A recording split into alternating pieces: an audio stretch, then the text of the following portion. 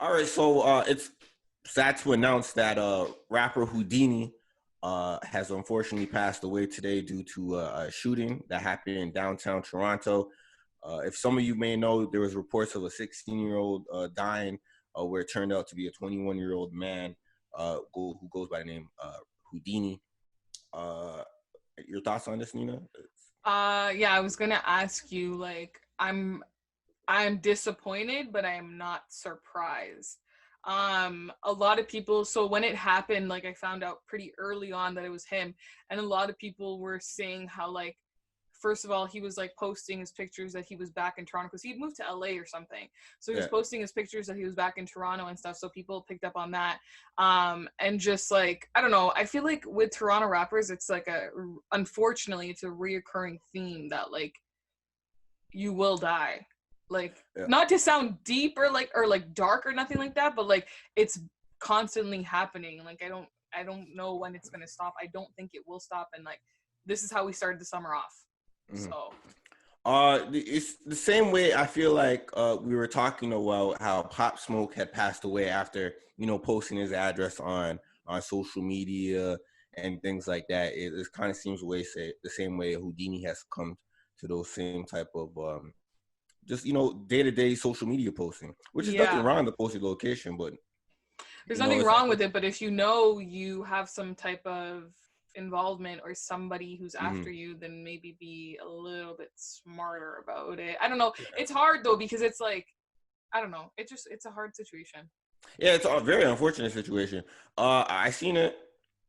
And I remember listening to, was it maybe Vlad TV or maybe Say Cheese or something like that? They put a report. I think we spoke about it maybe a couple podcasts, a few podcasts back in the time, where most rappers do die in their own city, Mm-hmm. and Yeah. so it's the ones that it's where your stomping ground is usually what takes you in because stuff like that. So I just hope that justice is served. They find the person who did it. I mean, I feel like it was broad daylight. They eventually found the people who killed Smoke Dog. So I mean, they're not really going to get that far. It's Yeah. broad daylight.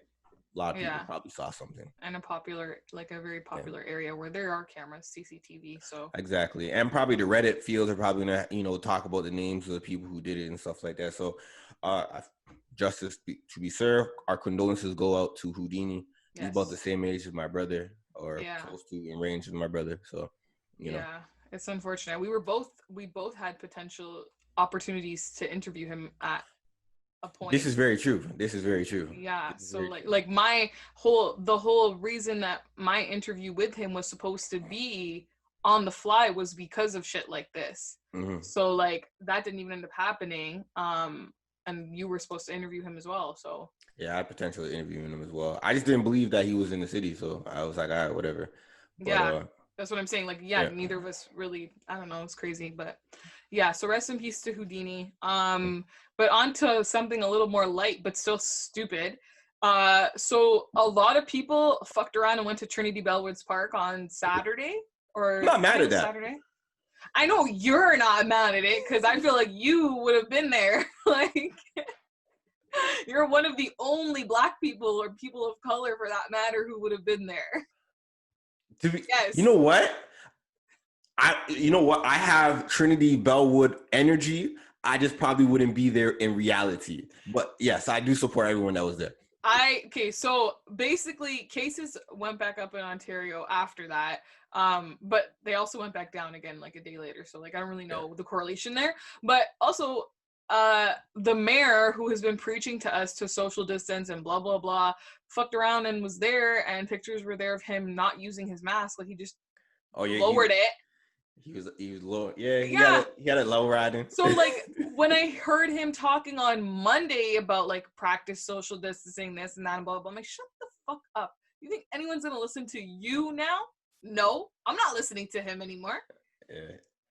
Like I thought it was crazy, but I think one of the interesting things, was that someone made a point basically, and it was like there was an article about it in the Toronto Star as well, is because like that whole crowd, it literally looked like a concert was happening, like, and that whole crowd was like mostly white people, and somebody said, had this been a group of black and brown people, the outcome would have been very different, which I totally agree with. There would have been a lot more tickets, a lot more police there, everything would have been different about it.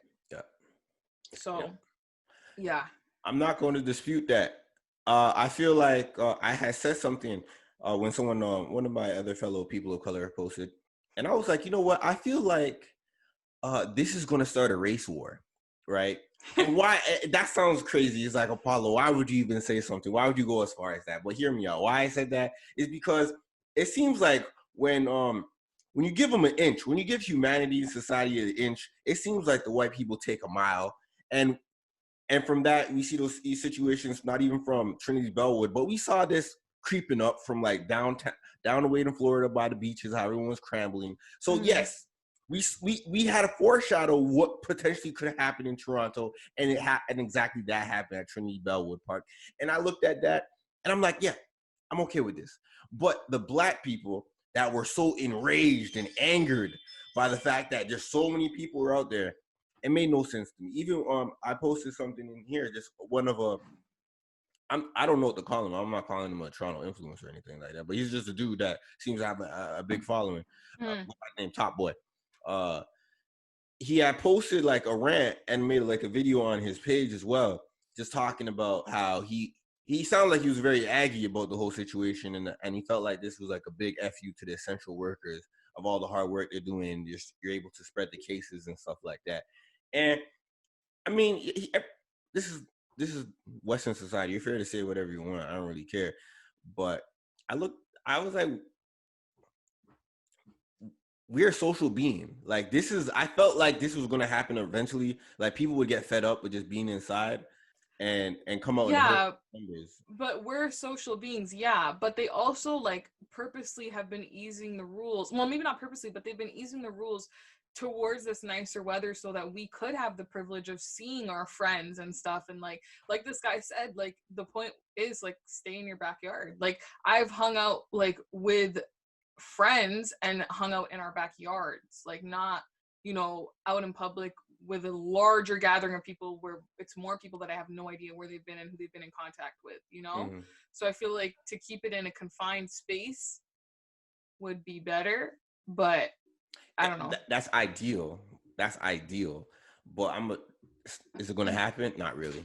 I don't know. I heard the virus can't survive in the summer, so like hopefully this is just done. Man, viruses can survive wherever. But in like the heat, I heard that their viruses don't survive in the heat. Viruses could survive wherever. This is just never ending. We're all just gonna die. I just give up. Oh, that's kind of dark. I've always check this out, right? I met this when I was, outside yesterday, and they went to go pick up some Wendy's. Her Jamaican godmother said, "Corona is not for everybody." And what I took from that is that if you're meant to get it, you're meant to get it. That's what I took from it. That's what I think about life and death. Exactly. Yeah. If you're meant to go, you're meant to go. You know what I mean? Yeah, but it's just like I don't know. I'm just over it. Make sure when I'm in the casket, have me in some, regular jeans and a t-shirt with some Air Jordan 1s. That's it. Relax. Mm-hmm. I just think I'm over it because the weather has been getting nicer, so it's harder to I want to go to the beach and tan so fucking badly right now. Yeah. I don't know. I think that's why I'm just so Why do you have to? Someone talking about chilling in the backyard. Why can't you tan in your backyard? I wanted to, but I'm trying to be because this is the problem. I have so many people in and out of my house all day, and then my grandparents, and it's just my grandpa's always going in and out of the backyard to garden. I'm gonna be there just laying out tanning. I don't know. Nothing wrong with that. We've seen that in Clueless. We've seen that in all type of Beverly Hill type of movies. Okay, but I'm not white. You're not, but you're I'm suburban. Brown. Yeah. So are they gonna take issue with that? No, my grandpa won't take an issue. Just awkward. And my tattoos and stuff. It's just awkward. My tattoos, yeah, I'll get in shit for that. My mom knows about my tattoos. My dad knows about them, but it's just fucking. So when the primary parents be more of a risk factor rather than the grandparents? You would think so. My mom just told me to go out and do it, but I don't want to tan in my backyard with no pool either. What am I gonna do? Lie on the fucking cement? Yes. No. Okay. All right. All right. I tried to help. Toronto's in shambles. I'm trying to find a beach where not a lot of people are going to be going so I can, social distancing in my, or if somebody has a pool. My cousin has a pool, but I just haven't gone over. Drake has been posting videos at his pool, like he has a fucking grotto or grout or drought or whatever that thing is called. He has a whole moat in front of his house. I'm just waiting for him to have a pool party and invite me, and I'll go. I asked my boyfriend today. I said, "Would you be mad if I went?" What that man said? He said yes, and I said, "Why?" As he should. I said, "Why? I wouldn't do nothing." He's like, "If Drake wanted to fuck you, you wouldn't do nothing." I'm like, "Oh shit!" I said, You stutter? I said, "My loyalty is unmatched. I would never." And then I waited 2 minutes. I was like, "Actually, I might." And then he's like, "Exactly." I was like, "Okay, but what if he just invited me? Like, what if it was like his New Year's party and I just got to go because like, you know, I interviewed his friend, you know? So like, what if I was invited through that and it was literally just to go, not for nothing, like, not for nothing sexual?" And he's like, "I'd still be in my feelings." I was like, exactly, as he should. Just let me live. Make him your +1. Are you stupid? I won't be allowed in. Make him your +1. All right.